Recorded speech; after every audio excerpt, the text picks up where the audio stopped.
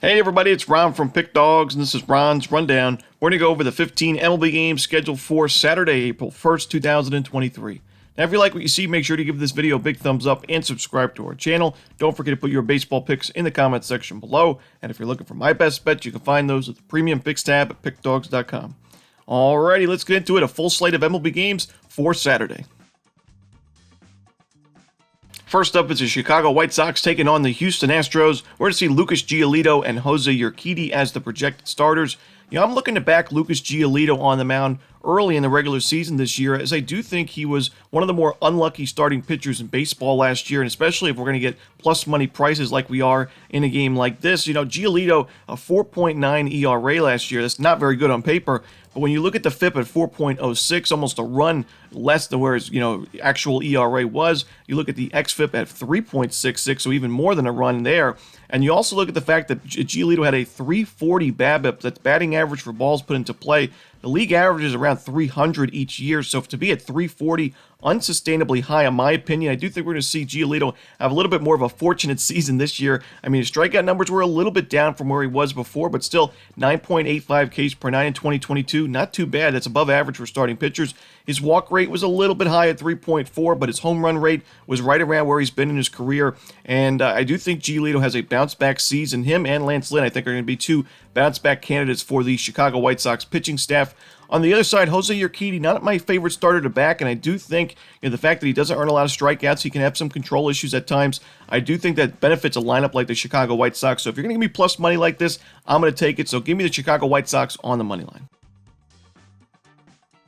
Next up is the Toronto Blue Jays and the St. Louis Cardinals. Kevin Gausman and Jack Flaherty are your starters for this one. The first game of this series, really exciting one. Offense left and right, and we saw a lot of blown leads in that game. The Blue Jays took the lead at the beginning. The Cardinals found the lead in the mid to late innings, but they could not get the save. The Blue Jays found 2 runs in the 9th inning to take the lead 10-9, and then they held on to that lead to win that game and earn their first victory of the season. I do think we see a more lower scoring game in this matchup, but I still like the Blue Jays on the money line here. Jack Flaherty, I think it's safe to say he just hasn't been the same since his big injury. We saw him in 2019. He had basically a Cy Young caliber season with the Cardinals where he had 196 innings of work, 231 strikeouts, and a 2.75 ERA.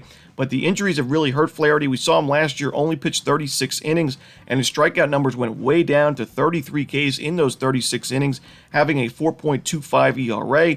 In spring training, even more concerning numbers, as Jack Flaherty walked 7 batters in 19 2/3 innings of work with only 15 strikeouts and a 6.41 ERA. While Kevin Gausman was one of the best starting pitchers in spring training this year, he was also a starter that we have to remember last year in the first half of the season, he was red hot. He was striking out batters, limiting walks, limiting home runs, and he was so strong in that first half.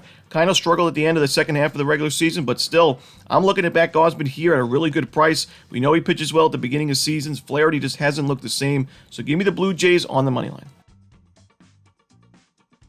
Next up, it's the Milwaukee Brewers taking on the Chicago Cubs. We're going to see Brandon Woodruff and Justin Steele as the projected starters for this one. I like both of these starting pitching options, especially in this particular matchup. Justin Steele's a guy that had some issues with his control. He can walk a good amount of batters at times. His strikeout numbers are, inconsistent, but he keeps the ball on the ground, does not give up too many home runs. And I like this matchup for him because he's pitching at Wrigley Field, and he's facing a Brewers lineup that really struggled against lefties last year. And I do think the Brewers struggle in this matchup offensively. We saw him get shut out in the first game of this series. On the other side, Brandon Woodruff, kind of a guy that flies under the radar in the starting pitching department, guy who strikes out a ton of batters. He plays second fiddle to Corbin Burns because we know Burns is a Cy Young winner, and usually the ace and the number one starter for that Brewers rotation. But Woodruff, very talented pitcher himself. I do think we see another low-scoring game, but the first game was only a 4-0 final score. Wouldn't be surprised to see 4 or 5 runs total in this game as well. So give me the under in Brewers Cubs. For our next game, we're going to talk about the Atlanta Braves-Washington Nationals matchup. Spencer Strider and Josiah Gray are your starters. Spencer Strider had a great rookie campaign last season. His final numbers were 11-5 win-loss record with a 2.67 ERA, 202 strikeouts, and only 131 2/3 innings of work. He gave up only 7 home runs as well. He pitched very sharply in the spring training outings that he had, and I do think this sets up to be another good start for Strider in this one against the Nationals offense that struggled in the first game of this series.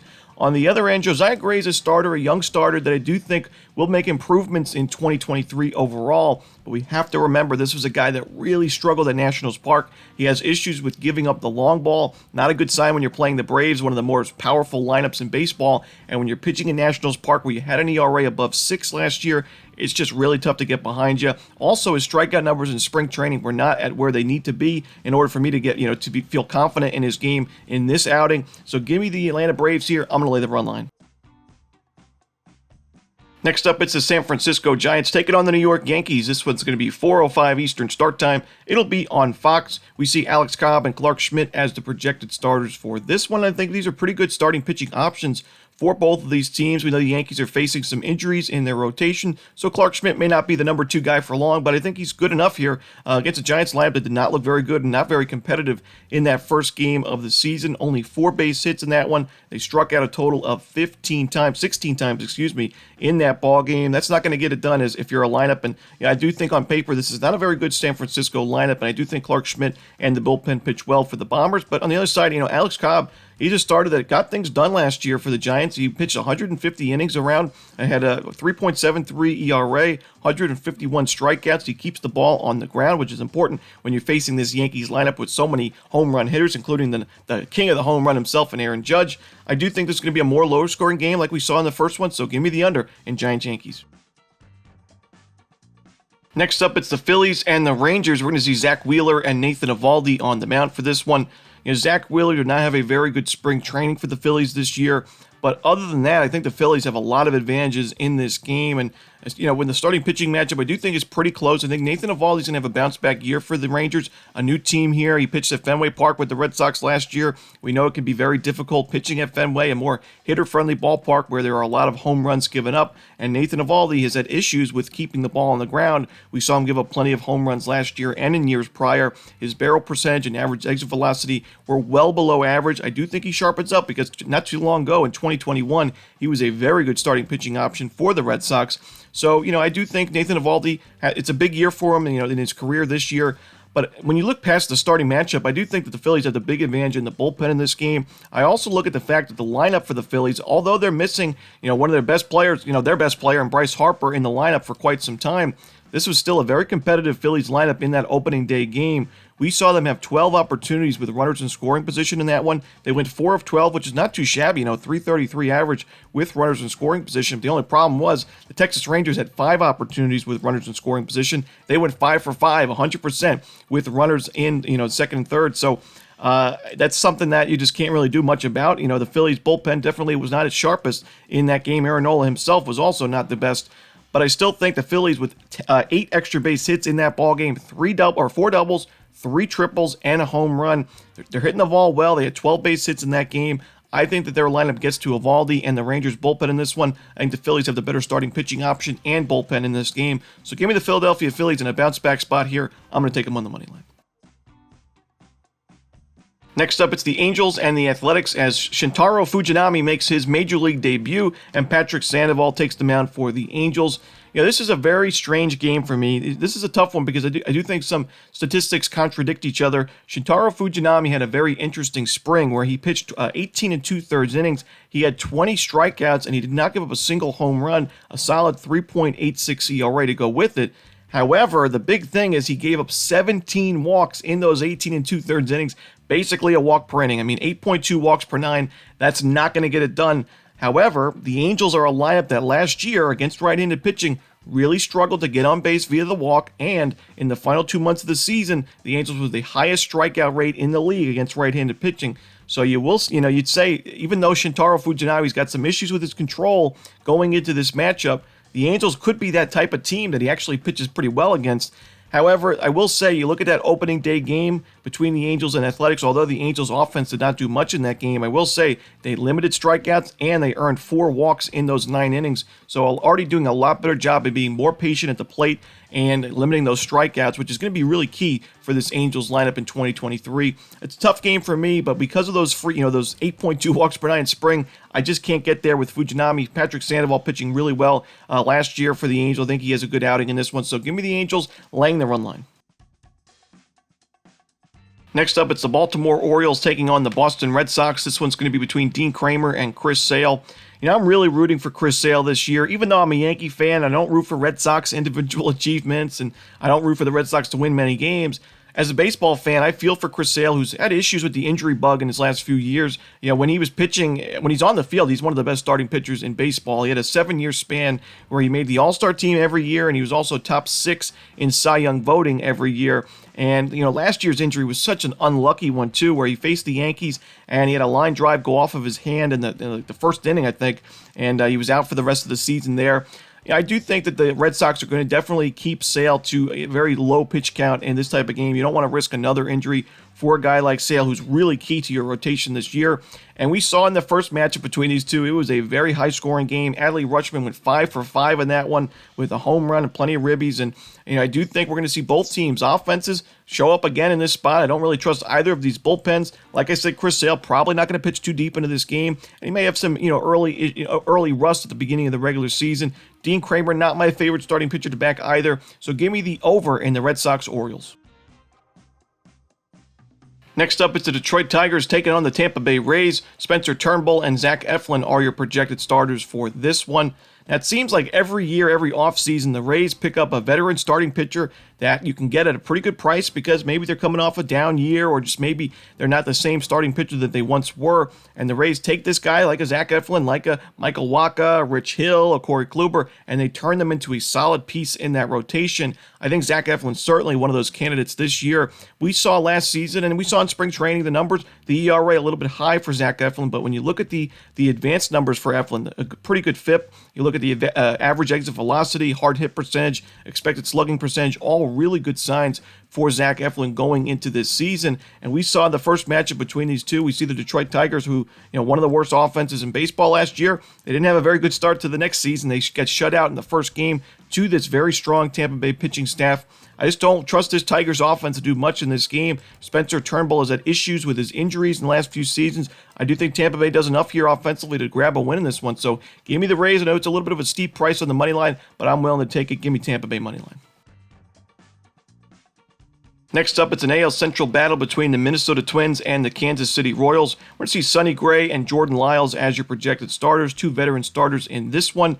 Jordan Lyles, with his new team in spring training, he had mixed results. Although his ERA was pretty low at 3.52 in 15 and a third innings of work, his strikeout numbers were down, 13 strikeouts in those 15 innings, and he gave up 10 walks as well, 2 homers also, so not so sharp there. I do think the Minnesota Twins have the better lineup, the better bullpen, and the better starting pitcher, and Sonny Gray is the type of guy that I think he's really effective the first time and the second time through the batting order. You don't really want to have him on the mound when he's on the third trip around the order. And I do think in an opening day start where you're probably going to limit Sonny Gray's pitch count, he'll pitch pretty well against the Royals, a lineup that struggled to do much of anything in that first game. Only 2 base hits, no runs scored, of course, and only a few walks with 11 strikeouts. So give me the Minnesota Twins here on the money line on the road. Next up, it's the New York Mets taking on the Miami Marlins. We're going to see Edward Cabrera for the Marlins and Tyler McGill on the mound for the Mets. Edward Cabrera had really promising numbers in the regular season last year for the Marlins in his limited work, and we saw in spring training of this year, Cabrera pitched really well for the Marlins, but the big issue for me is Cabrera's a guy that relies on strikeouts. He's a strikeout pitcher, and he's facing a Mets team that, he struggled against in the lone start he had against them in 2022, where he went 5 2/3 innings, giving up 3 earned runs, a home run, 5 base hits. He gave up 2 walks as well, only had 4 strikeouts. So that's a 4.76 ERA in that one start. It's also a Mets lineup that just doesn't strike out much to begin with. They earn plenty of walks. They really up the pitch count for their opposition starting pitchers, and they just get on base. And I do think against a team like that, Cabrera is not going to really have the best numbers over the long run. I do think he gives up a few runs in this game. Other than Tyler McGill, not the best starting pitching option for the Mets. We know they have some injuries in their rotation, guys like Justin Verlander and Jose Quintana starting the year on the IL. So the Mets are forced to go with David Peterson and Tyler McGill, but not really the best options. McGill, he had 17 innings of work in spring training, a solid ERA, but had 13 walks allowed, only 12 strikeouts. That concerns me quite a bit. We see a pretty high total for a Marlins game. We don't see this total nines really often in Marlins games, especially at Lone Depot, but I think we see a high-scoring game here, so give me the over in the Mets-Marlins. Next up, it's the Pittsburgh Pirates taking on the Cincinnati Reds. We're going to see Nick Lodolo and Rich Hill, a pair of southpaws on the mound for this one. Nick Lodolo, 25 years old. Rich Hill, 18 years older at age 43, one of the oldest players in the league right now. And I just don't really know if I love the pickup that the Pirates made with Rich Hill. We know he struggled in spring training, and the Reds, hit left-handed pitching pretty well, at least around the league average in the second half of the season, the final 2 months of the regular season. Nick Lodolo pitched really well in spring training, and this year, 16 2/3 innings with 22 strikeouts and a 2.16 ERA. And I'm just surprised to see the Reds is only minus 125 favorites. I know the Pirates won the first game. I think the Pirates have the better lineup overall, the better bullpen, but I think the Reds have the big advantage in the starting pitching matchup. I don't think the lineup and bullpen are that much different. I think we see the Reds win this game, get to 1-1 on the regular season. So give me the Cincinnati Reds. I'm going to take them on the money line. Next up, we go to the Colorado Rockies San Diego Padres matchup between Jose Urena and Michael Wacha as the starters. Simply put, I just do not trust the Rockies pitching staff in a game like this. Jose Urena, a starting pitcher that does not really earn many strikeouts, but he also has control issues, so really a deadly combination on the mound. And I do think the Padres can get to him for a few runs. I think they can get to the Rockies bullpen, one of the weaker bullpens on paper in baseball. I think Michael Wacha is good enough here for a Padres win and run line cover. So give me the San Diego Padres. I'm going to lay the 1.5 runs. Next up, it's the Arizona Diamondbacks taking on the Los Angeles Dodgers. Two lefties on the mound for this one, Madison Bumgarner and Clayton Kershaw. Madison Bumgarner, another pitcher that has issues earning strikeouts, and he also has had issues with his control. He's been walking a lot of batters. He did so in spring training. He did it in the regular season last year. And although the Dodgers may not hit lefties as well as they hit righties, I still think they'll be able to get to Bumgarner here, as they did for most of the season against him last year. Clayton Kershaw, I do think he'll be limited in his pitch count this year. He's age 35 season. He's pitched, really well for the Dodgers in the last few seasons. Last year, he was at 2.28 ERA with a 12-3 record and 137 strikeouts in 126 innings of work. I think he pitches well enough here. The Diamondbacks against Julio Urias, another lefty. I thought that the Diamondbacks had Urias on the ropes in that game early on. They scored a run in the first inning. They scored a run in the second inning. But then they just could not take advantage of the mistakes Urias was making early on. And then Urias settled in, had a really strong outing, 6 innings, only those 2 runs and 6 strikeouts. I think Kershaw puts together a strong performance himself. So give me the Los Angeles Dodgers. I'm going to lay the run line.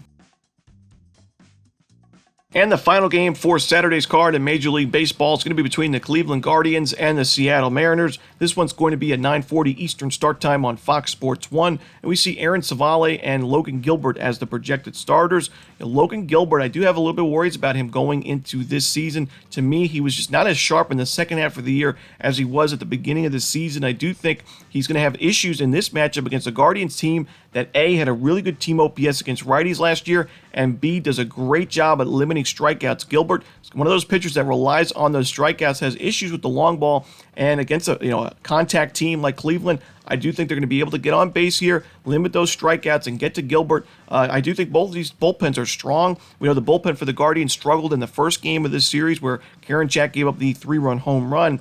But I do think Cleveland is the better side here. I think Aaron Savale takes big strides in his development this season. I like what I saw from him in limited work. We know he struggled so badly in the first half of the year, but I don't know if he was 100%. He got injured and was out for a while for the Guardians. He pitched really well in the second half down the stretch.